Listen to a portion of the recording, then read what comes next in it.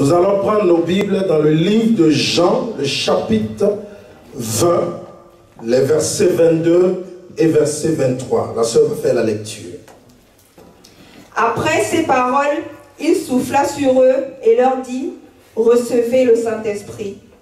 Ceux à qui vous pardonnerez les péchés, ils leur seront pardonnés, et ceux à qui vous les retiendrez, ils leur seront retenus. » Jésus souffle sur les disciples et il leur donne la vie de Dieu.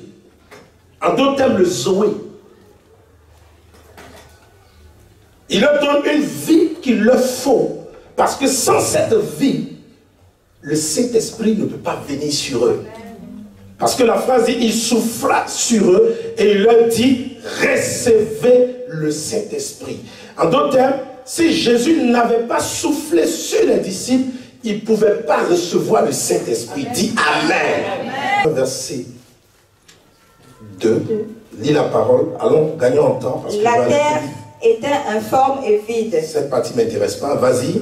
Il y avait des ténèbres à la surface de l'abîme. Ça ne m'intéresse pas pour l'enseignement d'aujourd'hui. Vas-y. Et l'Esprit de Dieu se mouvait au-dessus des eaux. Et l'Esprit de Dieu se mouvait au-dessus de quoi?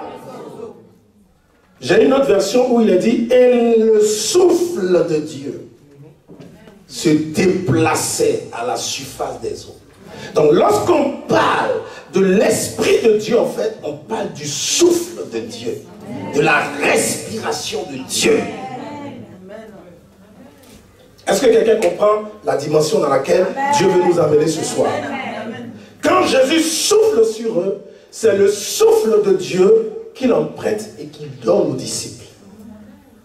Jésus-Christ prend le souffle de Dieu, il prend la respiration de Dieu, il prend l'inspiration de Dieu et l'expiration de Dieu et il pose cela sur les disciples afin que les disciples ressentent maintenant en eux la venue du Saint-Esprit, la plénitude du Saint-Esprit, le revêtement du Saint-Esprit, afin que les disciples soient en mesure d'entrer dans une dimension de la manifestation plénière de l'Esprit de Dieu et de façon sans mesure. C'est-à-dire qu'ils n'ont pas reçu l'Esprit ce jour-là avec une portion de mesure, avec une certaine quantité, mais ils ont reçu l'Esprit de Dieu définitivement et à l'infini. Pourquoi? Parce que Jésus-Christ a engagé sur eux le souffle de Dieu, qui est en d'autres termes l'Esprit de Dieu lui-même. Est-ce que vous comprenez? La phrase dit, il souffla sur eux et il leur dit, recevez l'Esprit. En d'autres termes, quand il souffle sur eux, il leur dit, mon souffle n'est pas venu sur vous en vain, je ne l'ai pas donné en vain, parce que mon souffle en fait est équivaut à la personne du Saint-Esprit elle-même. Dis un amen fort. Amen. Le souffle de Dieu est égal à la personne de l'Esprit de Dieu. L'Esprit de Dieu est une personne. L'Esprit de Dieu a sa sensibilité. L'Esprit de Dieu aussi est un être. En d'autres termes, l'Esprit de Dieu là, c'est la respiration de Dieu. Quand Dieu respire, si Dieu a des poumons, si Dieu a des narines, si Dieu a des voies respiratoires, quand Dieu respire, c'est son esprit qui est en mouvement. Quand Dieu respire, c'est son esprit qui est en action. Dis un amen fort. Quand Dieu lance son souffle, c'est son esprit qui se déploie et qui se manifeste pour un but bien précis. Amen. Alléluia. Amen. Les théologiens appellent ça la roua. La roua. Ça s'écrit R-O-U-A-H. La roua, c'est-à-dire le souffle de Dieu. En d'autres termes, la roua qui veut dire aussi esprit de Dieu. Là où tu es là, tu es une roua. Dis amen avec moi. Parce qu'en toi, Dieu a soufflé. Oh, quelqu'un ne comprend pas la pensée de Dieu ce soir. En toi, il y a la roua de Dieu. Dis un amen fort. Parce que Dieu a soufflé en toi son souffle. En d'autres termes, son esprit. Pour que toi-même, en tant que corps fait de matière poussiéreuse, en tant qu'être, tu deviennes être vivant. Amen. Alléluia, alléluia, alléluia. Qui comprend la pensée de Dieu ce soir? Viens prendre le passage pour eux, tu vas le lire. On va voir ça dans Genèse chapitre 2, verset 7. On va le lire rapidement parce qu'il y en a qui sont sceptiques, qui ont besoin de vérifier dans les Écritures. Genèse chapitre 2, verset 7. Oui. L'Éternel Dieu forma l'homme de la poussière de la terre Il souffla dans ses narines un souffle de vie, Oui. et l'homme devint un être vivant. Amen. Amen. Ça veut dire que quand Dieu a formé l'homme de la poussière de la terre, l'homme n'était pas encore être vivant, il n'était rien. Il n'était que masse de poussière, avec une forme. Mais il fallait que Dieu souffle en l'homme la roua. Il fallait que Dieu mette en l'homme son esprit, sinon en d'autres termes, son souffle. Voilà pourquoi la Bible dit, il souffla en l'homme. Et c'est l'esprit de Dieu, sinon le souffle de Dieu en l'homme, au contact avec le corps qui était la poussière, l'esprit de Dieu plus le corps va donner naissance à l'âme que tu es devenu. Amen.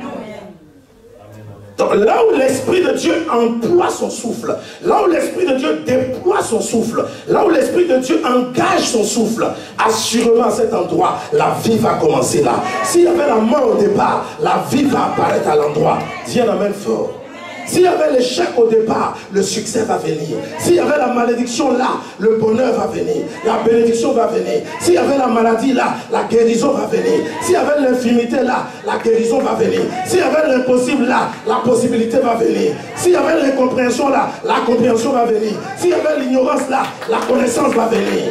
Parce que là où Dieu engage son souffle, il engage son influence.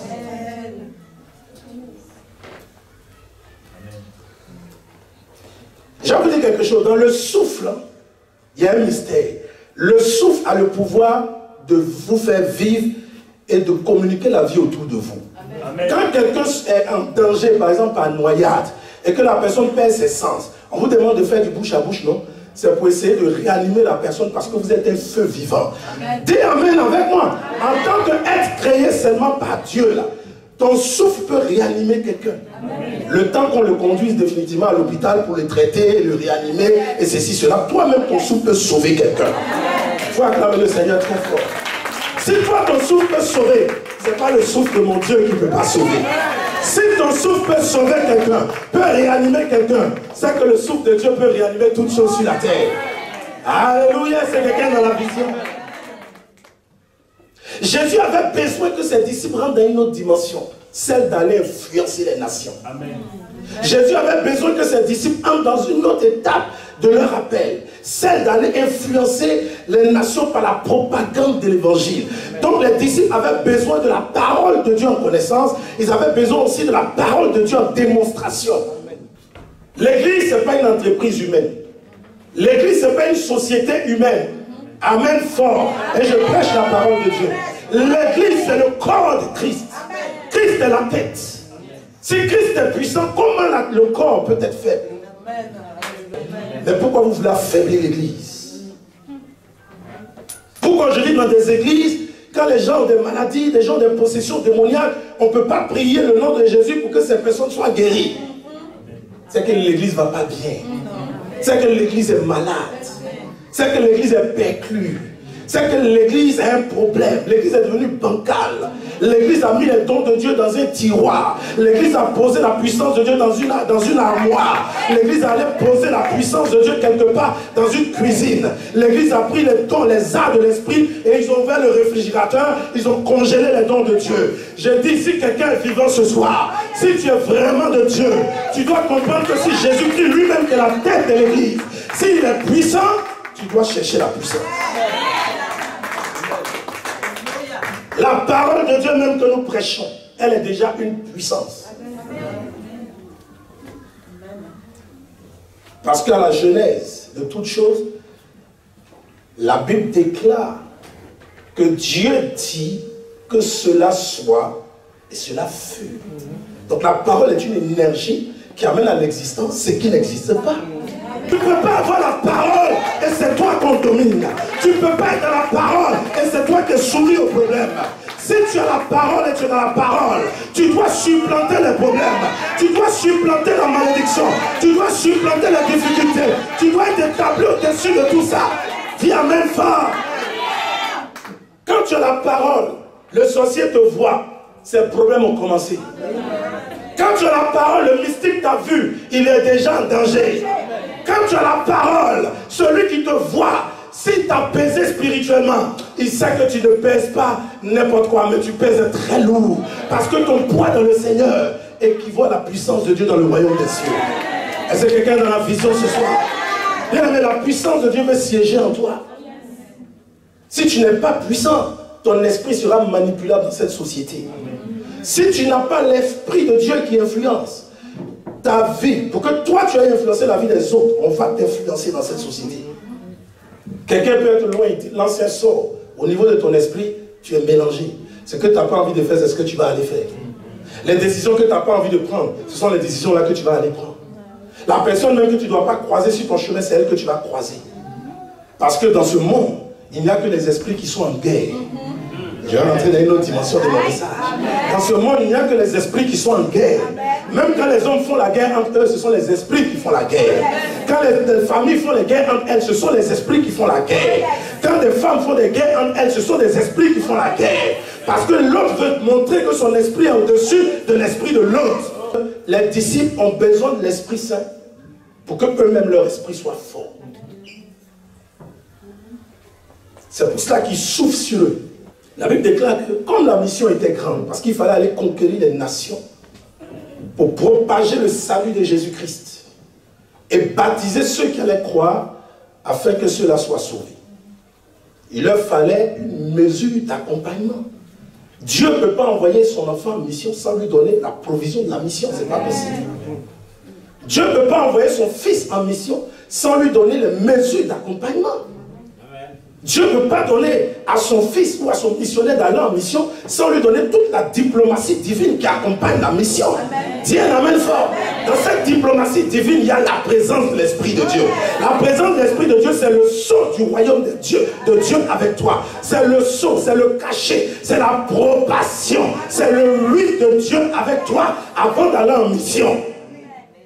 Donc même si tu vas en mission, que la mission est périleuse, elle est dangereuse. Tant que Dieu n'a pas dit tu meurs, tu ne mourras pas.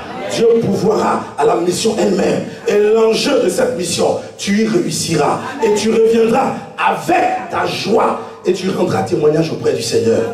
L'Esprit de Dieu que nous recevons par le souffle de Dieu, l'Esprit de Dieu vient sur nous sans mesure en fait. On ne peut pas le mesurer, on ne peut pas le dimensionner. On ne peut pas lui donner une taille, on ne peut pas lui donner, je ne sais pas, une mesure sur l'espace. Ce n'est pas possible. Quand Dieu souffle sur toi, j'ai dit que tout ce qui était en voûtement au départ va partir.